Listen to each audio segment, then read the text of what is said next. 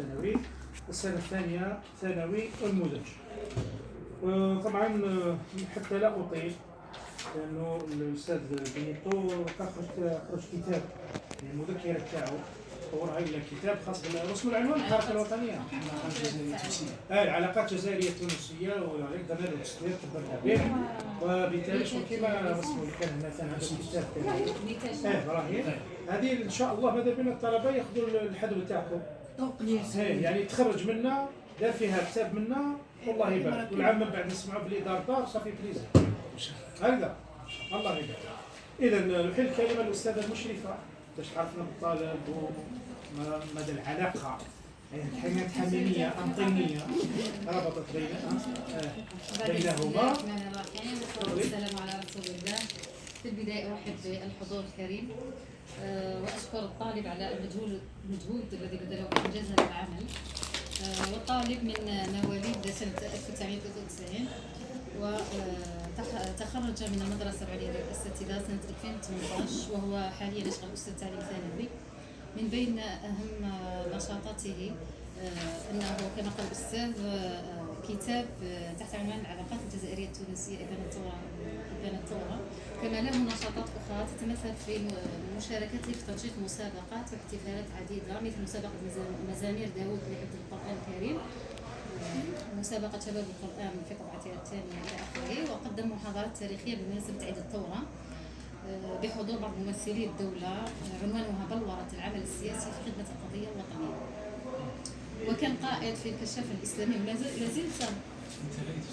كان قائد في الكشافه الاسلاميه منذ سنه 2010 وعضو مؤسس لنادي الاحياء التاريخي بالمدرسه العليا للاساتذه منذ مارس 2018 وحكم جهوي في كره القدم.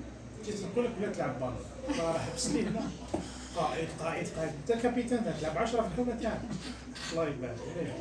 المهم وهو طالب متحمس دائما في عمله في بحوثه في واكيد مؤخرا ترسم في التعليم الثانوي وحسب علاقتي به كان من ابهر المفتشه التي رسمته، لانه انا كنت نوجهه كيف يقوم ببناء درس ناجح وبالتالي نجح في يوم الترسيم تاعو واختار موضوع اعطيني المواضيع اللي اخترتها في الترسيم في التاريخ. المقاومه الجزائريه. المقاومه الجزائريه معناها عندها جانب من مذكرته التي هي بعنوان تدريس الحركه الوطنيه الجزائريه في الطور الثانوي، وهو موضوع مهم يمثل يعني جانب سياسي مهم في تاريخ الجزائر قبيل الثوره.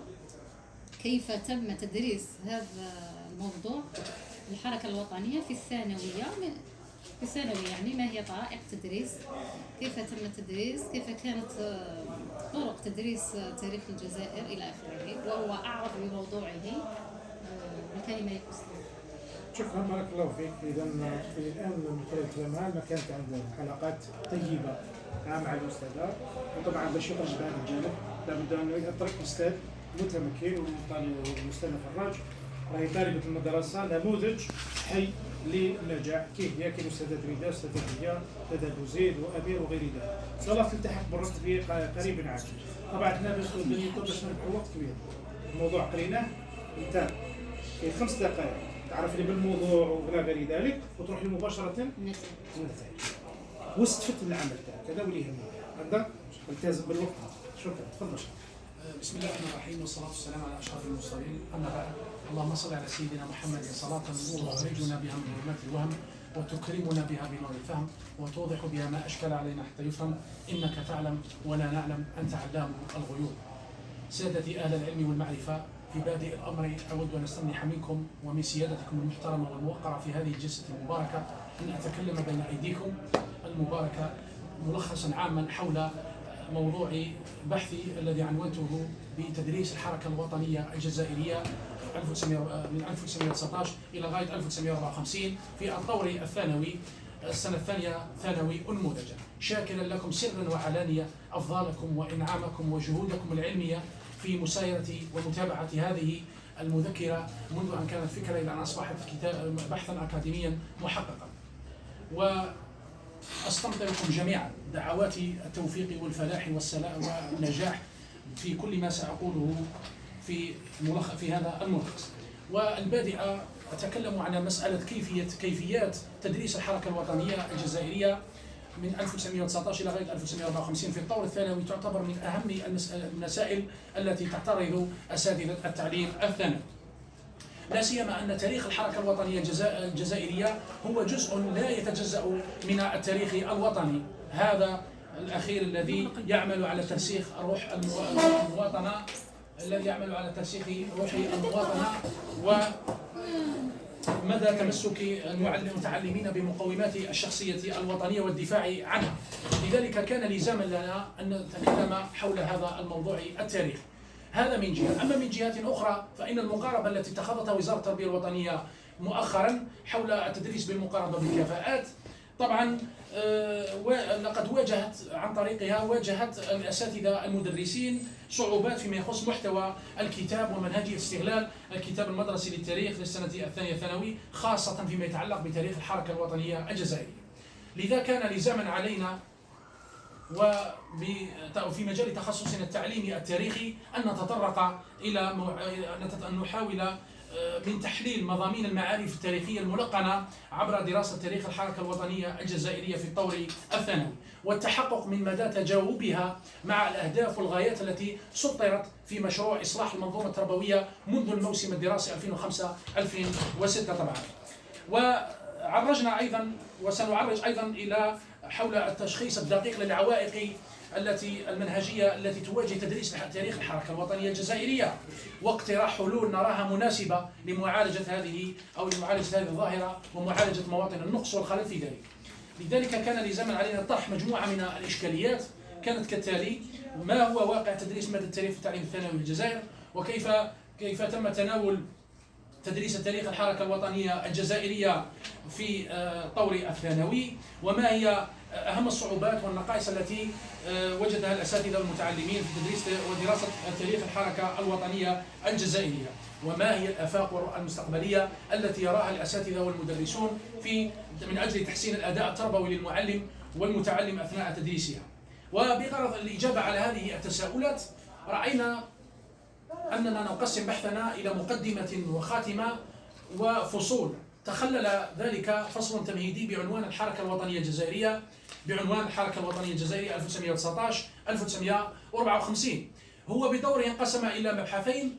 أول مبحث وهو مفهوم الحركة الوطنية الجزائرية 1919 إلى غاية 1954 ونشأتها، وتعرضنا فيه طبعا باختصار حول المفهوم الدقيق للحركة الوطنية الجزائرية، لأننا رأينا بأن هناك تضارب في الآراء والاقتراحات حول هذا المصطلح. ثم تطرقنا إلى نشأة الحركة الوطنية الجزائرية، باعتبار أن بعض المؤرخين الجزائريين يعتبرون أن بداية النضال السياسي في الجزائر هي من حركة الأمير خالد سنة 1919، إذن وهي التي مهدت وهيأت المناخ السياسي في الساحة الوطنية، مرورا إلى نشاط الحركة الوطنية الجزائرية 1919-54 الذي بدوره انقسم إلى عدة مطالب، من بينها تطرقنا لاتجاهات الحركة الوطنية بمشاربها المختلفة: الاتجاه الاستقلالي على حدة، ثم الاتجاه الاندماجي على حدة، فالإصلاحي، فالشيوعي. ثم تطرقنا إلى الحركة الوطنية الجزائرية 39-46، تطرقنا فيها إلى بعض الأحداث والوقائع التاريخية في هذه الفترة بالذات، نظرا لأنه فترة تتميز بكثرة الأحداث التاريخية فيها. ثم في أخيرا 46-54 وخاصة بعد مجازر 8 ماي 1945 طبعا، التي بيّنت على حتمية وضرورة التوجه نحو العمل المسلح والتأكد من أنه كل ما أخذ بالقوة لا يسترجع إلا بالقوة، وضرورة تفعيل التوجه الثوري إلى اندلاع الثورة التحريرية المباركة في غرة نوفمبر 1954. ثم تطرقنا في الفصل الثاني باختصار إلى الذي كان عنوان الحركة الوطنية الجزائرية من خلال الكتاب المدرسي السنة الثانية ثانوي، وانقسم بدور إلى 3 مباحث. أول مبحث وهو الكتاب المدرسي وخصائصه، أو قبل ذلك الفصل الأول الذي كان بعنوان تدريس التاريخ في التعليم الثانوي في الجزائر. تطرقنا هنا إلى مادة التاريخ كونها مادة تعليمية أساسية ولها مكانتها البارزة في المناهج الدراسية. انقسم طبعا إلى مبحثين. أول مبحث هو التعليم الثانوي في الجزائر: نشأته، إصلاحاته، وظائفه وأهميته. تطرقنا فيه إلى تعريف مؤسسة التعليم الثانوي إلى باعتبارها مؤسسة حاسمة فاصلة ما بين التعليم الأساسي وفاصلة ما بين التعليم الجامعي. تطرقنا فيه أيضا إلى نشأته من خلال النشأة ما قبل العهد العثماني إلى العهد العثماني إلى الاحتلال الفرنسي إلى الاستقلال إلى يومنا هذا. إصلاحاته طبعا التي اعتادت المنظومة التربوية منذ الاستقلال يومنا هذا، وظائفه وأهمية التعليم الثانوي التي تعمل على ترسيخ الروح الوطنية لدى المتعلمين، وكذلك إبراز مكانة المتعلم في الوقائع العالمية. كذلك تطرقنا إلى تدريس مادة التاريخ في مرحلة التعليم الثانوي، وتطرقنا إلى تعريف عام للتاريخ وكيفية تدريسه بالمقاربة الجديدة، وإلى المجالات الأساسية لتدريس مادة التاريخ من بين المجال المعرفي والمهاري والوجداني. ثم عرجنا إلى نصيب التاريخ الوطني من المنظومة التربوية. طبعا وحكمنا عليه بأن التاريخ الوطني نسبته معقولة ونسبته ربما لا بأس بها في المنظومة التربوية، عززت من مكانة الجزائر في التاريخ العالمي. وفي الأخير تطرقنا إلى غاية تدريس مادة التاريخ في الطور الثانوي على المستوى الوطني وعلى المستوى الفكري الإنساني وعلى مستوى بناء الشخصية والفرد. لنختم بحثنا بالفصل الثالث طبعا، وعنوان الحركة الوطنية من خلال كتاب التاريخ السنة الثانية انقسم إلى 3 مباحث. أول مبحث كان تحت عنوان الكتاب المدرسي وخصائصه، انقسم بدوره إلى 3 مباحث. الأول كان بعنوان الكتاب المدرسي وخصائصه، يعني الكتاب المدرسي لا سيما أنه هو الوعاء الذي يرتكز على الأستاذ في العملية التربوية. كذلك تطرقنا إلى خصائص الكتاب المدرسي للسنة الثانية ثانوي الموجود معنا اليوم. أيضا تطرقنا إلى واقع تدريس الحركة الوطنية الجزائرية في الكتاب المدرسي من خلال الوحدات التعلمية التعليمية والوضعية التقويمية والوضعية الإدماجية وغيرها، وكذلك النشاطات البحثية إلى غير ذلك.